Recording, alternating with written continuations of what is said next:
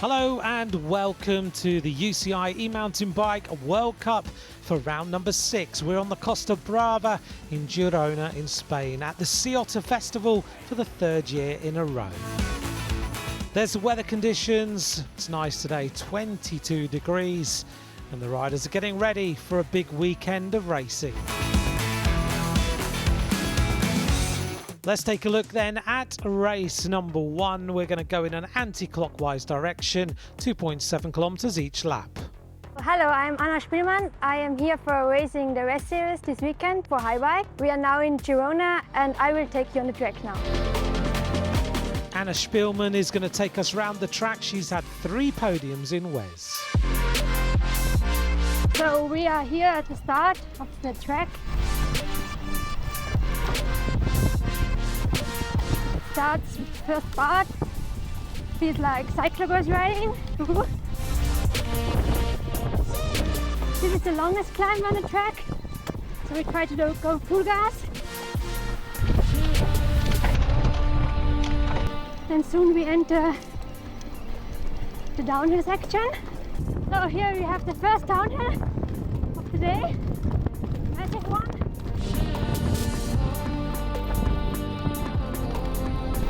Now we are coming to the rock and roll section.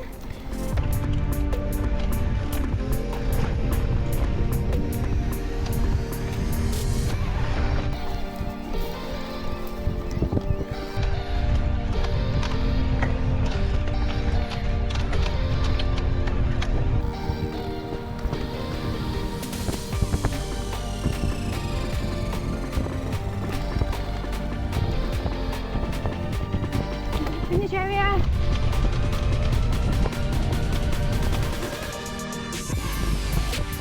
Finish. We got a real sense of the track there with Anna Spielmann. We're getting ready. There's Joris Reef, Ismael Esteban, the Dakar racer Gerard Fares, and in his new jersey Rico Libesch. The riders have to qualify as always. This time in the Raspini pole position for the men, Jerome Gio, and Justine Tonzo will be the pole position for the women on race 1. Confirmation of our Raspini pole position riders. Let's hear now from Ismael Esteban. Me llamo Ismael Esteban. Hi, I'm Ismael Esteban. I'm 39 and I come from Cantabria, Spain. I started racing when I was 13 in bike trials and then in mountain bike when I was 14. La disciplina principal es el cross-country. My main discipline is cross-country, although this year I'm into gravel, marathons, cyclocross, several disciplines. Hago un poco de todo también. Mi primera carrera fue en My first e-bike race was at WES at the Sea Otter in Girona in 2021. E-biking features many different things, technical tracks, and the e-bike itself is entertaining and physically demanding. I really like that racing and I love speed. Para mí el cross-country eléctrico es un formato muy E-cross-country is a spectacular format on a short and technical track. The e-bike is really powerful and spectators love it. Yo creo que tiene mucho futuro, pero también el mercado de la e-bike, ¿no? Está creciendo. I see great development in this racing, likewise in the consumer market.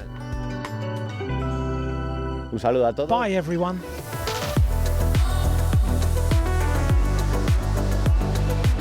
The riders all lined up in the sunshine. There's Jerome Gio in the race leaders or series leaders jersey. Tonzo the same. Here's our starting grid. We're about to get underway. Concentration then and a very fast start. Real tussle for that hold shot. And we're on board with Jerome Van Eck. Great to see him back on track after his recent concussion. Here's the hole shot. Tonzo and Gio take the Fassi hole shot in race 1. Fast downhill there, the world champion just tailing. Jerome Gio just in front of him. look how close this women's race is. Sophia Wiedenroth in the lead. Tight behind, Barbara Voiter. Justine Tonzo on the back of that group. This is Remy Jenner. Ismael Esteban really fast in this section. Liebesch leads that trio. Tabaki on the back. With Sophia Wiedenroth in the German champions colours. Very important to stay fueled though. It's hot out here. Tonzo in second place.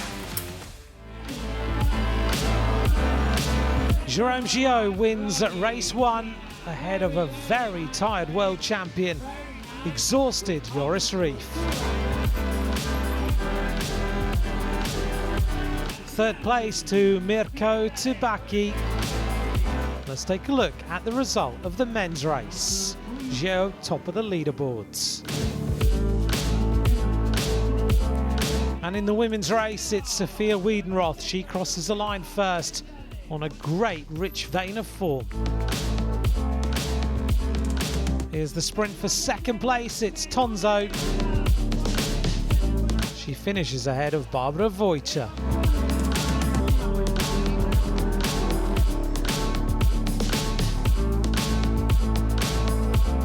Wiedenroth at the top of the board again. Let's hear from her now. Yeah, I mean, I didn't win the quali and I felt like already I go really fast on the quali, so I knew if I really want to win, I need to push even more. So I tried to be like crazy strong at the start, but then it was like so chaotic with all the guys crashing and going over the tape and I don't know what happened. So I just tried to get out of trouble and concentrate on my lines and just like push like as hard as I could. And yeah, I did not really wanted to look how much laps I have to go because like 8 laps felt really a lot. But then I just concentrated on the finish and I made it. So happy, yeah. Fassi Holshot, the French champion Gillot and Tonzo. Here's the women's podium, Wiedenroth top of the leaderboard. And here's the standings. Tonzo 231 points now. In the men's competition, Gillot took that first race and he remains the World Cup leader.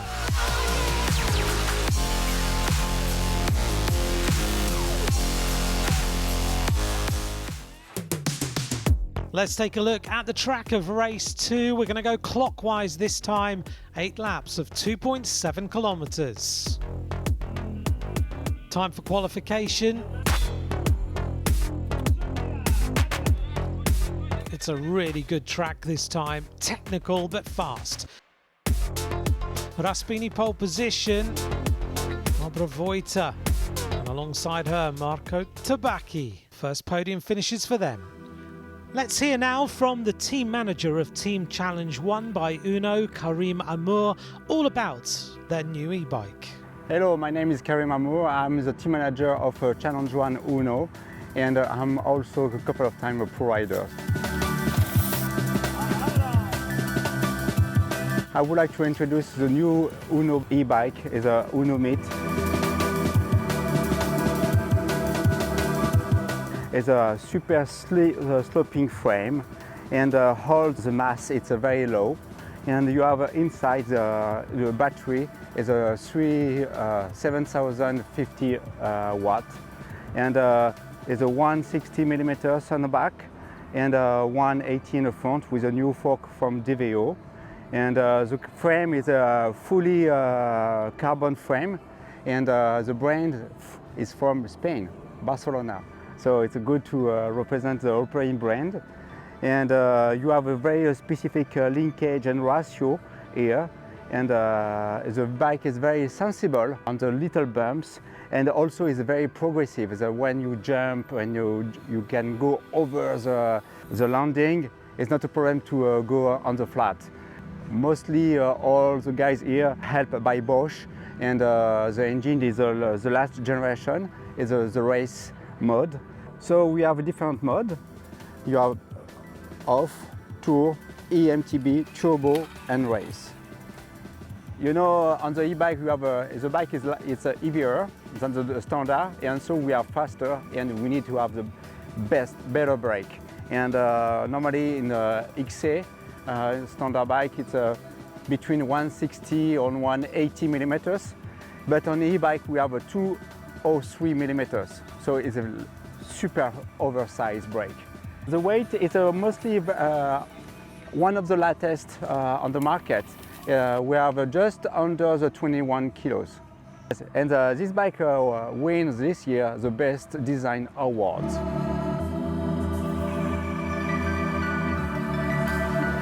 So if you want to be interested about this competition, come on the race and come on to see the new generation of bicycles.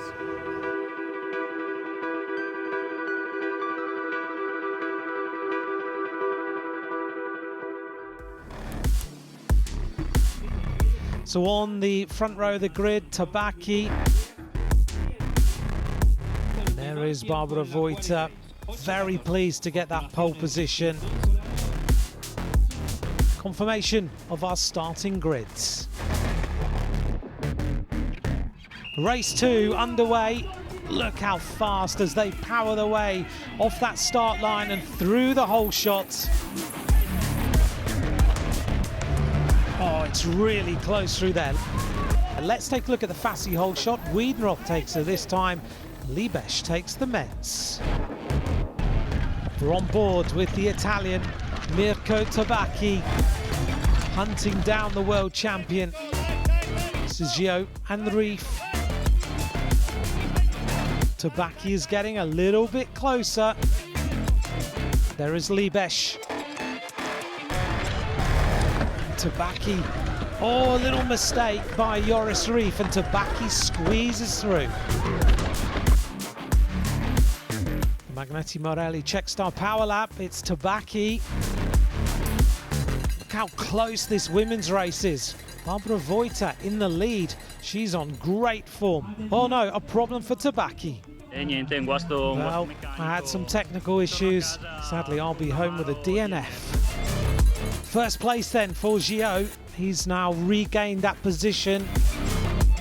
Reef looking good in second. And a puncture, unfortunately, for Rico Libesch. Magneti Morelli Checkstar Power Lap for the series leader Justine Tonzo in the women's race. And also a puncture for Ismael Esteban. Luke Comer taking control now in third place, looking strong today. But it's another win for the series leader, Jérôme Gio. He crosses the line. Behind him, with his familiar wheelie, Joris Reef, the world champion. Third place, we've not seen this before. Luke Comer, the Spanish rider, takes the podium. Confirmation that Gio wins race number 2. Let's hear from him now. Oui, c'était une course importante. Well, it was such an important race for the general classification, and it's always good to clinch the title one race ahead of the final round and to take the final easy. That was my goal, and I'm glad I made it. Donc je suis content de gagner. C'est vrai que c'est parti vite, hein. Je voulais essayer de mettre le tempo. We had a really fast start today. Mirko made a great attack on the big uphill and got to the front. And it really was impossible to catch him. Unfortunately, he suffered some technical problems and had to stop after 2 laps. So it was a battle between me and Joris Reef. Unluckily, he crashed and I could increase the gap. I'm so happy to win the race and the title here. Donc je suis content de gagner ici et de gagner le général du coup déjà avant la dernière manche. Fantastic performance by Justine Tonzo. Finishes ahead of Anna Spielmann in second place this time. Congratulations between those two. Barbara Voita in third place. There's confirmation of the women's results. Let's hear now from Justine Tonzo. The race today was very hard because all 4 girls We were just in the same pack for, I think, 2 laps, because the track is very small and we had mostly never the place to overtake. So you had to wait that the girl in front of you do a mistake.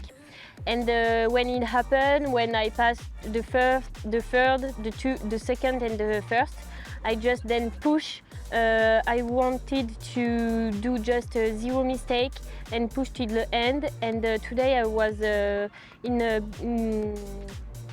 a best shape than yesterday. So I'm very happy.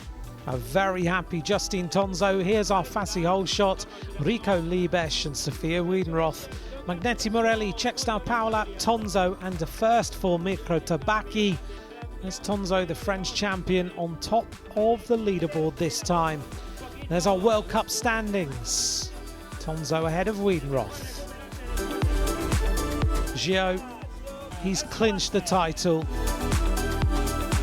Confirmation of the World Cup standings. Celebrations all round. Luke Coma taking his first ever podium at Wes. Same with Barbara Voita. We're going to head now to Castelldefels, Barcelona. It's the traditional season finale on the 21st of October. It's our last one-off race and the awards ceremony. Bye for now.